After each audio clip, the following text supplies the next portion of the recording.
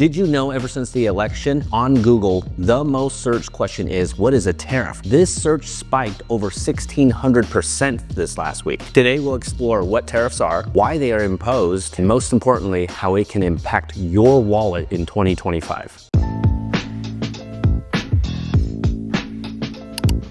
Hi, and welcome to Invest with Jim, where you will find real estate and finance information no one else is sharing. On this channel, we break down different complex topics to show you how they will affect your daily life. If you're new here, don't forget to subscribe and hit the bell to stay informed. Tariffs are taxes on imported goods posed by governments to control trade. Governments like to use tariffs to protect local industry, raise revenue, and sometimes as leverage in trade disputes. For instance, going in 2025, tariffs could be a hot topic for industries like technology and agriculture. Tariffs are not just economic tools. They're often political leverage, which can lead to trade wars and strain international relationships. So how do tariffs affect businesses? Tariffs raise the cost of materials and products. For businesses, this often means increased production costs. Some companies absorb the costs. Mostly, they pass them on to the consumers. For example, companies that make cars faced increased costs to steel tariffs, which often led to higher car prices for consumers. So have you noticed any increased prices in products that you purchase? Have you had to cut back on certain products because of price hikes? Let me know in the comments and we'll discuss how to manage these changes for you. So how do tariffs affect consumers? Consumers often take the hit of the tariffs through higher prices. In 2024, we've already seen this in electronics and the price of food. Recent tariffs on electronics have led to a 15% price increase on popular smartphones. So what does that mean? Let me just break it down, right? So here's a new iPhone. If you look at the back of this box, you will clearly see it says,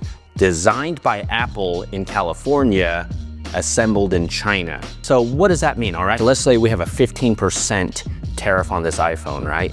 Well, if it was $1,000 before, now it's going to be $150 more now because of the 15% increase on that, right? So the chances of Apple absorbing this cost is probably slim to none. So you buying an iPhone will pay the 15% more probably, all right? And let's go back to why people have tariffs, right? They think that having a tariff is going to protect local industry and, have people buy more domestic, right? Well, the problem is they're not making iPhones here in the US, right? So you're gonna have to just eat this tariff, right? Another example is this, all right? I like to go on cruises a lot, and when you go on a cruise, they always have the duty-free store, all right? You can sometimes find them in like international airports as well too, but the duty-free thing is basically you're not paying taxes or tariffs on these products. That's why they're cheaper and they're a better deal right there. Future outlook, what's next? If we start seeing tariffs on all types of imported goods, I think there's a good chance that we will see prices of goods and products here in the US increase. We're probably gonna see the biggest effect on goods that are said like iPhones, maybe cars, things like that. My advice is for you to just stay informed. So if you're planning any major purchases,